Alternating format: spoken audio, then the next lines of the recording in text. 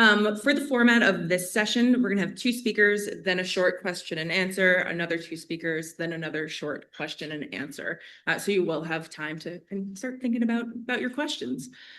Next up, we have Dr. Marisa Maroney, who's a gynecologic oncologist here at the university, focusing on cancers impacting women. So she's going to talk to us today about gynecologic risk reduction in Lynch syndrome. Thank you. Hi, everybody. Amazing turnout. Thank you all for coming, and I recognize some of you. It's nice to see you. I'm really short, so I'm sorry you can't see me back here. I'm Marisa Maroney, like she said. I'm one of the gynecologic oncology providers here at the university. I have a clinic here at the Anschutz campus as well as at Highlands Ranch, and I actually go to Scottsbluff, Nebraska once a month. That's kind of the MO of my division. Wherever you live, we have someone for you. We have somebody in the Springs and somebody up at MCR. And so if you need a gynecologic provider, we are there for you. I'm going to be talking about risk reduction for the gynecologic cancers associated with Lynch syndrome today, really doing like a 5,000-foot view for that. But we will have time for questions, so I'm happy to address anything. I have no disclosures. The objectives today, I want to identify risks of gynecologic malignancies associated with Lynch syndrome, describe the symptoms to watch for with those, and then explain our screening and risk reduction methods for those gynecologic cancers. I want to start with an anatomy refresh. I think that's really important because we don't always talk about the details of the gynecologic anatomy, and I think it'll help us to understand terminology as well as what we're talking about when we talk about different screening mechanisms and surgeries. So here is the gynecologic anatomy. The things to zoom in on are the uterus, which is right there in the center. You have the myometrium, which is the muscle of the uterus. That's what contracts when we have a baby. And then the darker pink line that outlines the internal cavity of the uterus is called the endometrium. And that's really important because that's where endometrial cancer starts, which is the uterine cancer that is associated with Lynch syndrome. Then you have your tubes and your ovaries.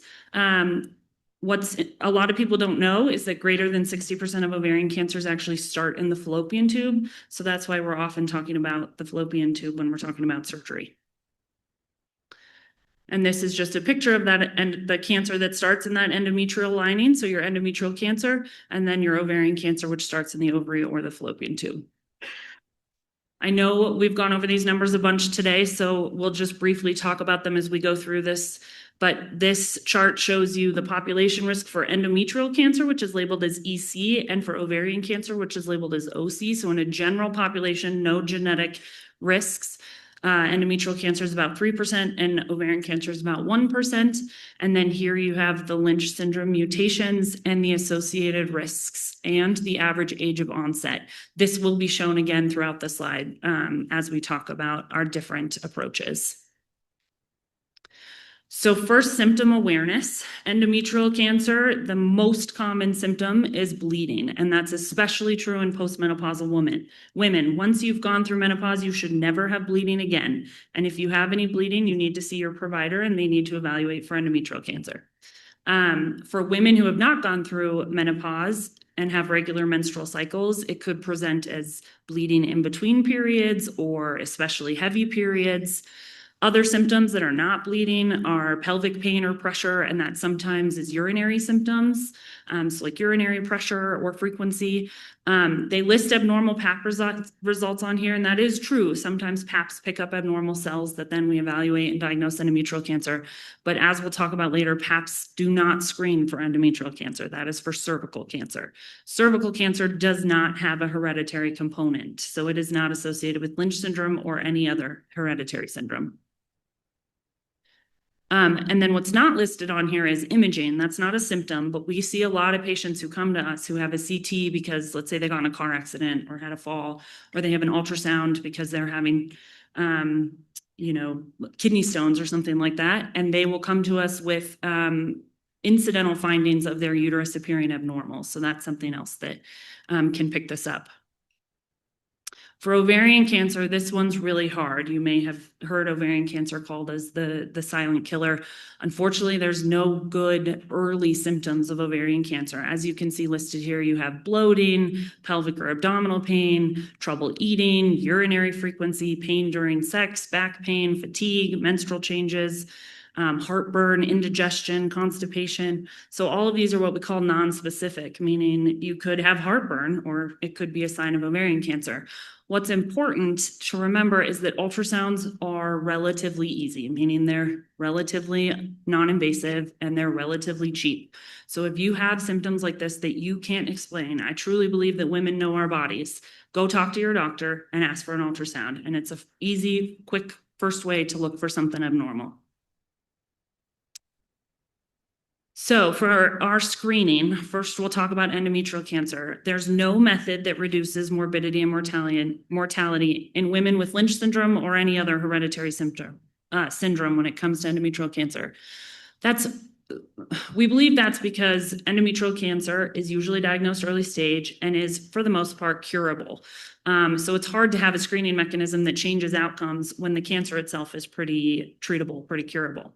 That being said, because endometrial cancer screening is relatively easy, and because the risk is so high within the Lynch population, multiple organizations, including the Society of Gynecologic Oncology, ACOG, which is the American College of Obstetricians and Gynecologists, and NCCN do support endometrial biopsy every 1 to 2 years, starting at age 30 to 35, or 10 years before the earliest Lynch-associated cancer in the family. So if your mom had endometrial cancer at 35, we could start doing this at 25.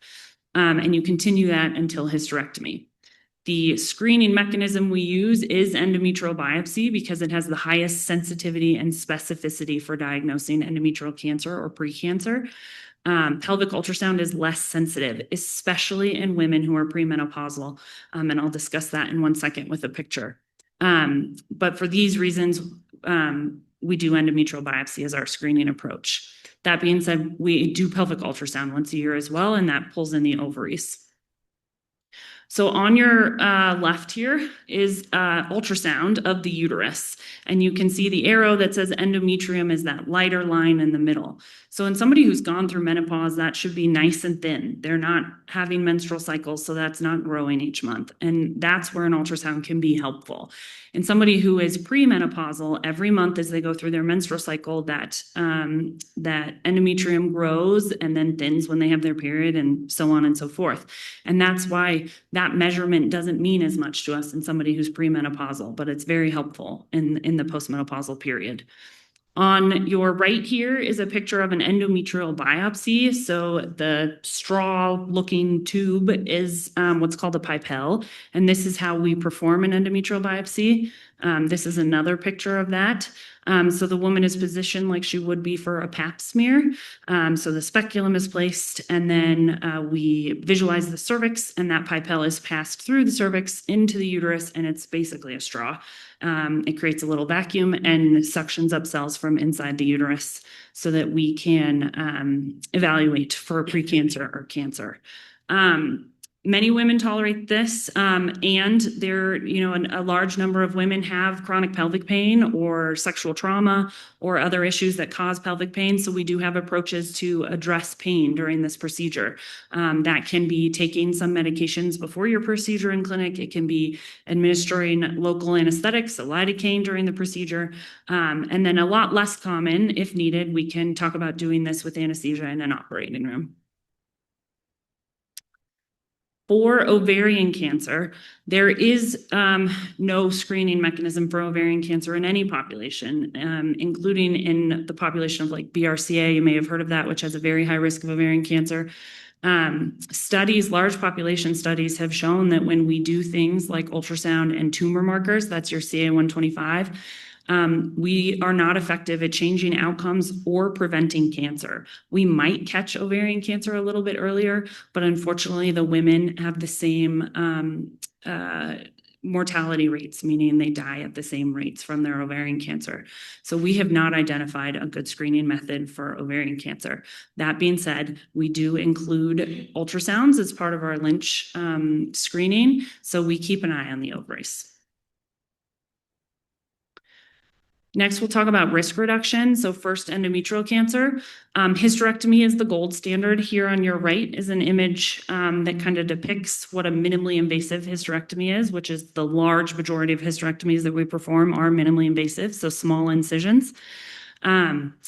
And a large study that was done in the Lynch population looked at women with Lynch who had hysterectomies and those who didn't. And among the women who had hysterectomies, 0 of them developed endometrial cancer. Once you remove the uterus, you can't get uterine cancer. Women who did not had 33% of them had endometrial cancer, and that's because it included women with all of the different mutations, but we have talked about, and I'll show you on the next in a few slides, again, the risk associated with each mutation. The recommendation is to consider hysterectomy at age 40. Before the age of 40, especially for women who still desire childbearing, there are other ways to decrease your risk of developing uterine cancer, and that comes in the form of hormones. On your left is a picture of what an IUD looks like. It sits in the uterus and it delivers progesterone directly to the uterine lining, the endometrium. And studies have shown in the Lynch population that this decreases the risk of uterine cancer by up to 60%. Oral contraceptives haven't, actually those studies looked at all hormonal contraceptives. So that includes birth control pills, the IUD, anything that is a hormone that manages your menstrual cycle or provides birth control, provides that level of risk reduction. So the hysterectomy, this is where terminology is often confusing. When we talk about a hysterectomy, we're really just talking about the uterus and the cervix, which is shown on your left. The removal of tubes and ovaries is what's called a salpingo-oophorectomy. Crazy terminology. So when we're talking about the uterus and risk reduction there, it really is the hysterectomy. And again, this shows you the risk, so the lifetime risk up to age 80 of each of the mutations, and then the average age of onset. And you can see they're all after age 40, and some of them even being closer to 50 or a little after 50. This is more important for ovary, which we'll talk about next, but these are the complexities of women's health that I love, but we want to individualize this to each woman. If a woman still wants to have kids into her 40s, we can delay a hysterectomy, use other methods for screening and risk reduction, and talk about a hysterectomy when she is ready. So for ovarian cancer, risk reduction, again, the gold standard is surgery, which is that salpingo-oophorectomy, and that decreases the risk of ovarian cancer to almost 0, not quite. There is an entity called primary peritoneal cancer, which starts in the cells around the ovary, and you can't remove all the peritoneum, but it's almost to 0 after you remove the tubes and ovaries. There's a lot of movement towards something called an opportunistic bilateral salpingectomy. So that's removal of the tubes alone, and that can be done for contraception. Or at time, let's say a woman's getting her appendix removed and she knows she doesn't want to have kids anymore and she has Lynch syndrome, she could ask for a salpingectomy, and that has been shown to reduce the risk of ovarian cancer up to 60%, because again, a lot of ovarian cancers start in the fallopian tube. That being said, the ovarian cancers that are associated with Lynch syndrome tend to be the rarer types of ovarian cancer. That are less likely to start in the fallopian tube than the more common high-grade serous ovarian cancer. But we still think there's benefit to removing those tubes when a woman is done with childbearing. And then lastly, there is hormonal contraception, again, has been shown to reduce the risk in large populations and BRCA populations. Hasn't been looked at as well in the Lynch population, up to 60%. Again, for example, in general population of women, birth control pills for at least 10 years consecutively decreases your risk of ovarian cancer by 50%. And again, this is a chart now specific to ovarian cancer that shows that lifetime risk and the age of onset. This is where personalizing care is really important. So as you can see, the ages here are a little bit different for each of the mutations.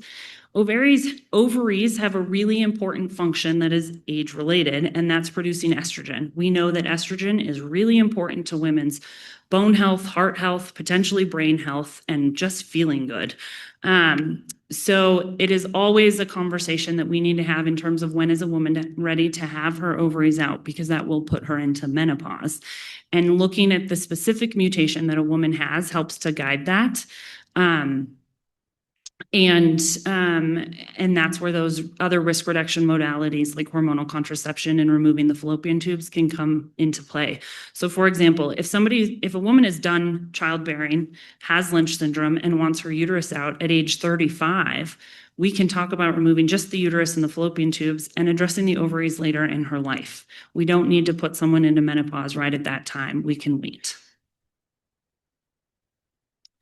And then the question always comes up then about hormonal management. I will say hormonal management for menopause is much easier if you don't have endometrial cancer. Endometrial cancers are hormone sensitive, so we don't typically like to give our women who have a history of endometrial cancer estrogen. So preventing the endometrial cancer can help early, can help to manage your hormones as you go through menopause later on. There are many different ways to get estrogen. You have an estrogen pill, you have estrogen cream for vaginal dryness, you have a patch. We recommend these forms, not your bioidenticals and your pellets, because these are regulated.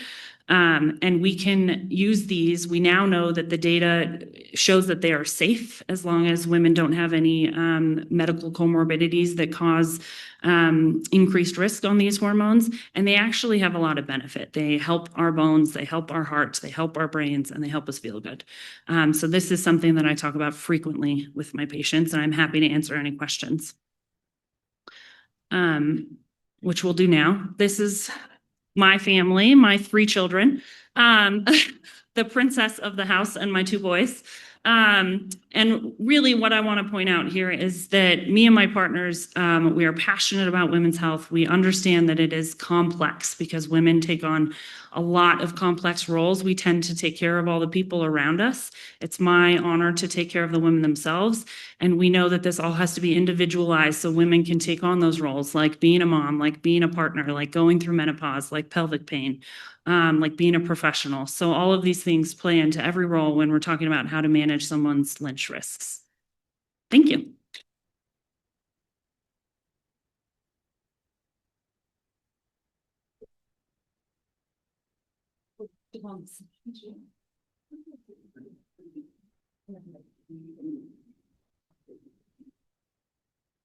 And the microphones are in the Microphones are in the back for anyone, or I'll come around. Anyone?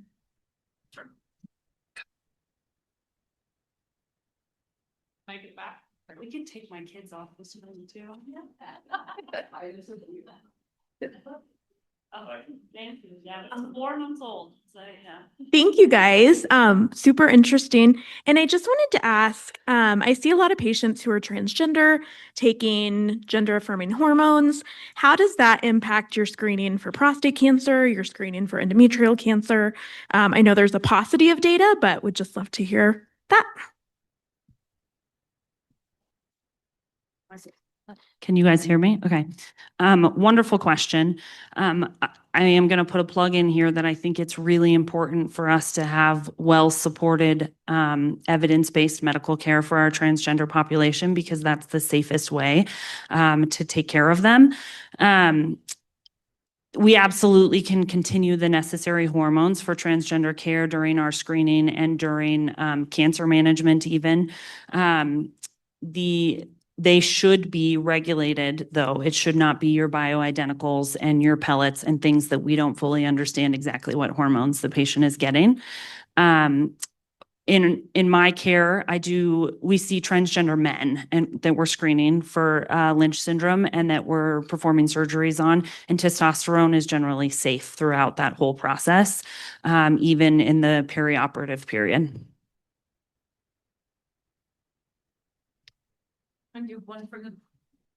One from the back. Hi, my name is Amy. I'm a student here, but also a Lynch syndrome patient.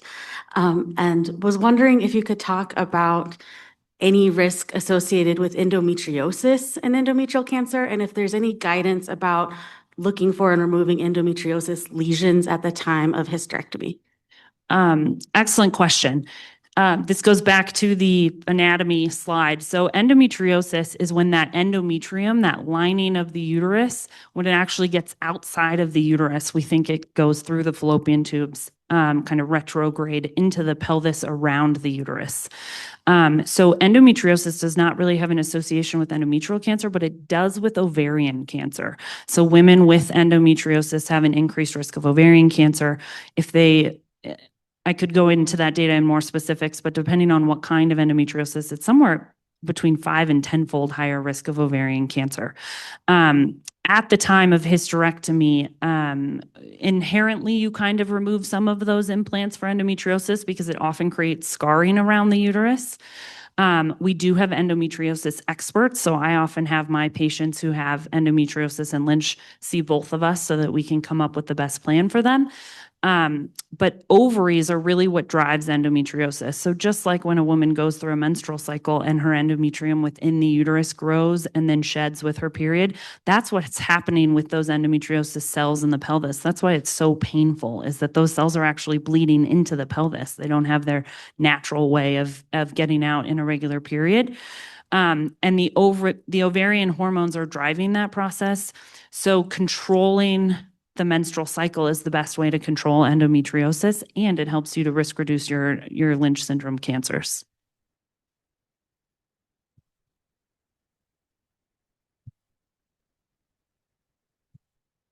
Hi, this is for Dr. Graham. My family is at extremely high risk for upper tract. We've had 5 individuals over 3 generations who've had this. So it's very frustrating when you say the surveillance is not proven to be effective. What do you recommend? Yeah, so that is really frustrating, and I hear you. I think there's a difference between what the highest level of evidence we have and what we recommend when we're talking to an individual person and tailoring their screening recommendations. So while we don't have kind of high level evidence to show that doing an annual urinalysis is going to improve outcomes, if you come to me and you give me that family history, we're going to say, well, I mean, what's the downside of doing an annual urinalysis? It's probably pretty low. Maybe there's a few episodes of, false positives. But yes, I think because it's so rare, it also is a problem as far as looking at screening. There is a ongoing, again, in a cooperative group NCI trial that's going to be looking at trying to improve upper tract urothelial screening in general. So hopefully we'll get some more information there. In the back. Yep. Sure. So my question is, my wife has MSH2, and how frequent is the vaginal cuff cancer in MSH2, but also kind of linked, specifically total hysterectomy, where ovaries, fallopian tubes, everything's been removed? Sorry, the first question was vaginal cuff cancer. Is that what you said? How frequent Okay. is that? And then the second question again? It's really kind of just like a comment specifically with MSH2 post. Oh, I hear what you're saying. Everything was Yep. removed. So So, vaginal cancer within the world of gynecologic oncology is not many people believe it's a thing. It's usually cervical cancer that has spread to the vagina. And again, cervical cancer is not associated with Lynch syndrome. I think probably what you are getting at with vaginal cuff cancer is the most common place for endometrial cancer to recur. So the cancer of the uterus is the top of the vagina. And that's because that's where the uterus was removed. It's the next thing that's there. And that's why when somebody has uterine cancer, a history of endometrial cancer, they come and continue to see us at a certain interval, depending on their cancer details, for a pelvic exam. We have to see and feel the top of the vagina to evaluate for that. That being said, if you didn't have endometrial cancer at the time of your hysterectomy, you don't have a risk of that cancer at the top of the vagina because you never had the endometrial cancer. Like I said, that one study that looked at that Lynch population, the women who had the hysterectomy, none of them developed a uterine cancer. Got it. Okay. So she had she had colon cancer and endometrial. They found endometrial while they were doing the surgery. Mhm. So that's kind of, Yeah. we just weren't sure if there's a Oh, and increase for- yes, and I should have said that. For somebody who has had endometrial cancer, the risk of the cancer coming back at the vaginal cuff at the top of the vagina, it depends on their cancer. Endometrial cancer is graded, so there's 1, 2, and 3 grades, with 1 being the least aggressive and 3 being the most aggressive, and staged as well. And all of those things play a role in determining what the risk of it coming back is. Okay, I think hers was 1. Grade 1? Yeah. Was it stage 1?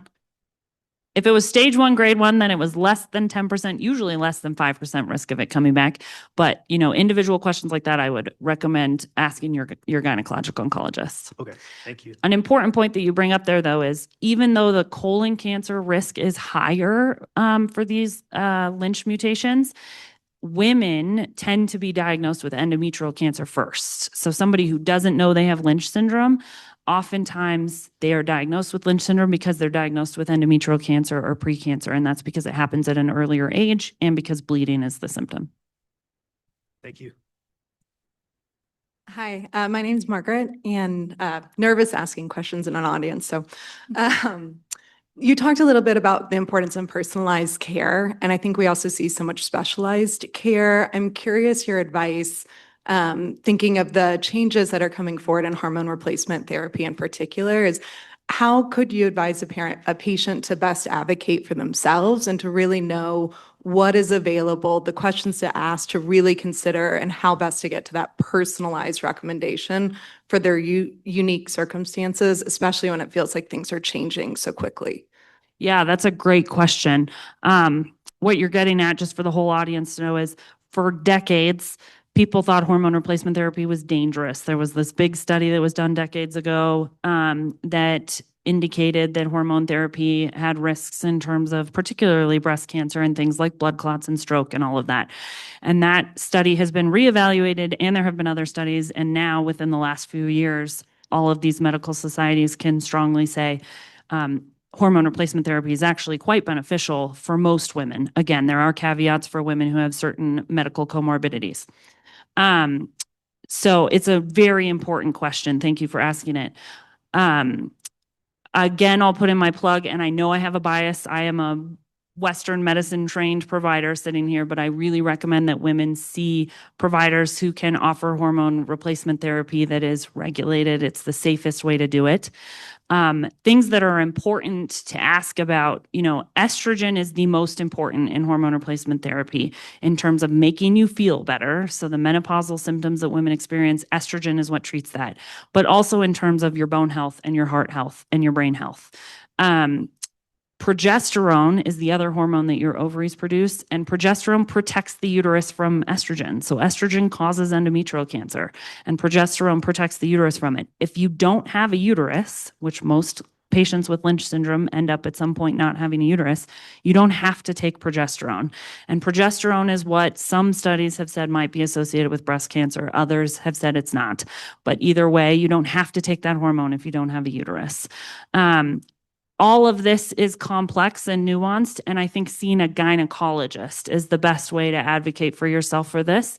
And there are, as you said, the medical world is becoming very specialized. So even within gynecology, there's gynecologists who have a focus, a niche for menopausal management. So asking your gynecologist if they think you should see somebody who's an expert in menopause. And I'm going to kind of end us there just so we can keep us on track. I'll add another plug. If you're meeting with your gynecologist and they may not be comfortable prescribing in a Lynch syndrome patient, reaching out to your genetics team because they might know folks who are. So kind of not stopping there, but just kind of keep asking questions. Thank you both so And so we, the gynocs, are happy to see those patients as well.